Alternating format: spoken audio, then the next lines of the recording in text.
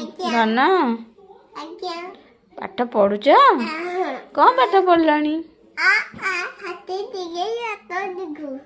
ଆଉ କଣ ପଢିଛ? କହୁନା ଆସିବନି? ତମ ପାଇଁ ଏ ଲେଖିଥିଲ ଆଜି?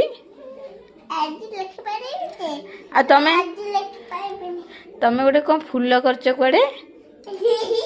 ଟିକେ ଦେଖେଇଦେଲ କେମିତିଆ ଫୁଲ ସାଙ୍ଗମାନଙ୍କୁ ଟିକେ ଦେଖେଇଦେଲ। ଦେଖନ୍ତୁ ସାଙ୍ଗମାନେ ମୋ ଧନ ଗୋଟେ ଫୁଲ କରିଛନ୍ତି ଆଜି। କେତେ ବଢିଆ ଫୁଲ କରିଛନ୍ତି। ମୋ ଧନ ହାତ କେତେ ସୁନ୍ଦର ହବ ବଡ ହେଲେ। ଗୁଗୁ ଗୁଗୁ ଲେଖିବ? ଲେଖିପାରିବ ତମେ ଗୁଗୁ? ତମକୁ ଲେଖି ଆସେ ଗୁଗୁ? ଦେଖିବା ଟିକେ ଲେଖିଲ ଗୁଗୁ। ଭଲ କି ଲିଭେଇ ଦିଅ।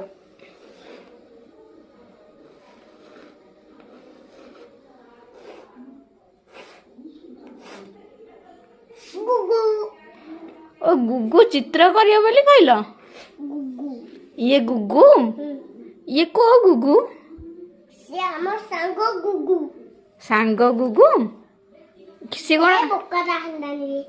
ସିଏ କଣ ଏମିତିକା ଦେଖିବାକୁ ଧନ?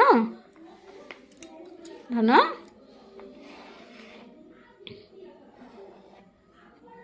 ସାଙ୍ଗମାନେ ମୋ ଧନ ଚିତ୍ର କରୁଛନ୍ତି। ପାଠ ପଢି ପଢି ସେ ଟିକେ ବୋର୍ ହେଇଗଲେ ଏବେ ସେ ଟିକେ ଚିତ୍ର କରୁଛନ୍ତି।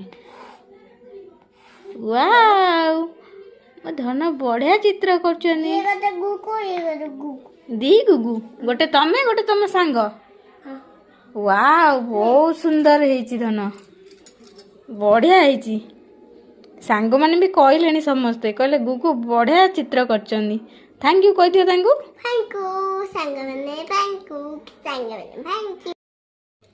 ସାଙ୍ଗମାନେ ଏଇଠି ତ ମୁଁ ଗୁଗୁକୁ ପଢ଼ଉଥିଲି।